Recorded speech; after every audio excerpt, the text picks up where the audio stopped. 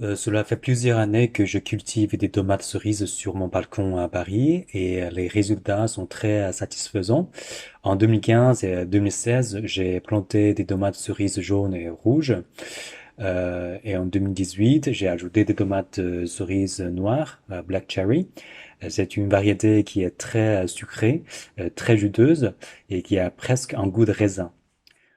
En 2019, j'ai une abondance de tomates cerises de trois couleurs, rouge, jaune et noir. Même si j'en consommais très régulièrement, il en avait toujours plein sur les plants. Donc, comment réussir à cultiver des tomates cerises sur un balcon en ville? Première étape, semer. Vous pouvez bien sûr acheter des plants de tomates cerises dans un magasin de jardinage, mais moi, je fais les plants moi-même à la maison. Ça, c'est un pot auto-irrigué que j'ai fait avec une bouteille de lait vide. J'ai résumé le process de fabrication dans la photo en haut à droite. J'ai également fait une vidéo pour expliquer en détail du processus. On remplit le pot avec du terreau qu'on peut trouver dans une boutique de jardinage ou bricolage. On prend les graines de tomates cerises rouges ou black cherry ou d'autres variétés de tomates cerises que vous préférez. Normalement, je mets trois graines dans un pot pour être sûr qu'il en aura au moins une qui va pousser.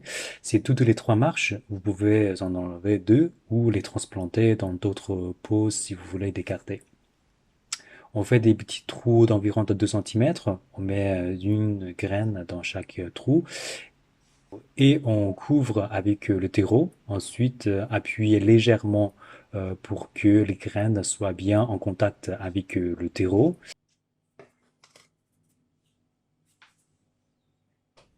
Alors, c'est un arrosoir que j'ai fait avec une bouteille de lait vide.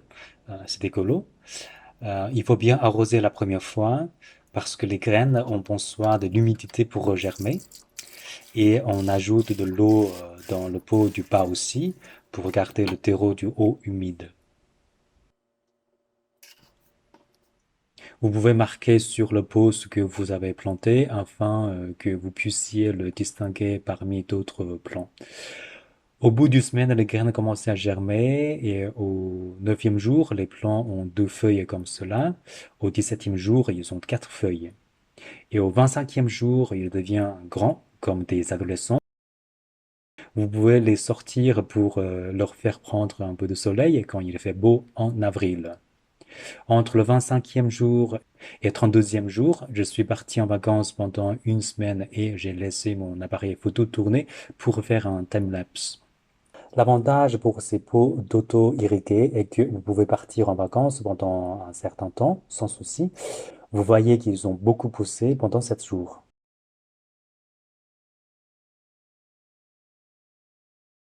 Pareil, je suis parti en vacances entre le 29 avril et 7 mai pendant 8 jours et j'ai fait un time-lapse.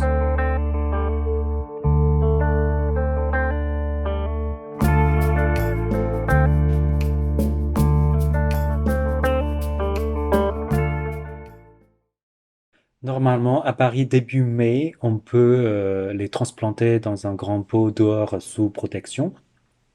D'habitude, je mets trois plants de tomates cerises dans un pot de 55 cm et deux plants dans un pot de 45 cm. J'associe avec du basilic. Vous pouvez mettre des œillets d'Inde aussi, car sa forte hauteur repousse les pucerons. À Paris, ça dépend de la météo. En général, je garde les plants sous protection jusqu'à début juin. Donc, je fabrique les petits cerfs comme cela. Ce sont mes aubergines, mais c'est le même principe de protection pour les tomates cerises. J'ai planté des épinards et d'autres petits légumes sous les pieds des tomates. Comme ça, je peux les consommer au fur et à mesure.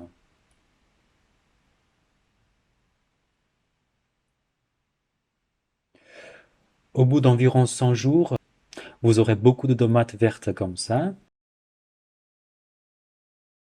Et à partir d'environ 120 jours, vous pouvez commencer à savourer vos bonnes tomates. Donc, alors, trois points clés pour bien réussir de cultiver vos tomates cerises. Le premier point important, c'est l'arrosage.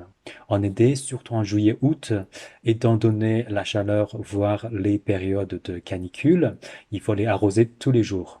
Du coup, un système d'arrosage automatique sera bien utile et réduira votre travail. Nous sommes partis en vacances pendant 2 semaines l'année dernière, pendant la période de canicule. Sur la vidéo, on peut voir que le concombre a souffert un peu, mais les tomates cerises ont bien survécu. Il n'y a pas d'arrivée d'eau sur le balcon. Nous avons donc acheté 2 bidons de 30 litres pour monter le système d'arrosage automatique. Je vais en expliquer les détails dans une autre vidéo. Le deuxième point important, c'est l'engrais. Moi, j'utilise l'engrais qui vient de mon lombricomposteur. On met tous nos déchets végétaux de la cuisine dans notre lombricomposteur fabriqué à la maison. 2 semaines après, les déchets commencent à être transformés en engrais par nos vers de terre qui vivent dedans. À peu près 4 semaines plus tard, les déchets ont presque disparu et à partir de la 7e semaine, les déchets ont été transformés complètement en engrais et on les récolte.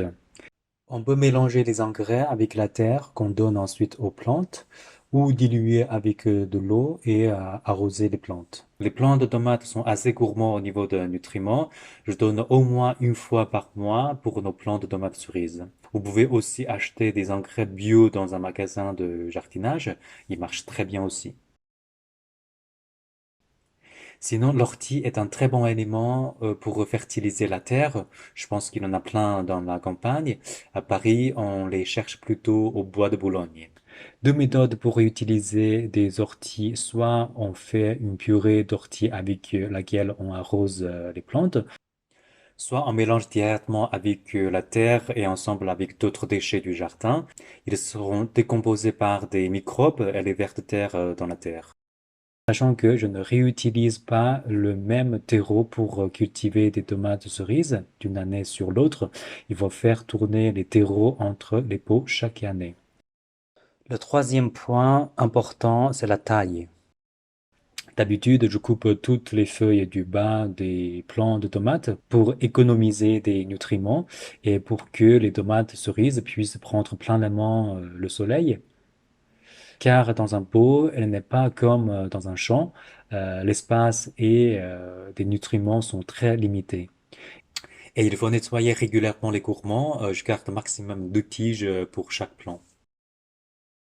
Alors, si vous faites bien tout ça, vous pouvez savourer vos tomates cerises cette année dès mi-juillet jusqu'à mi-octobre.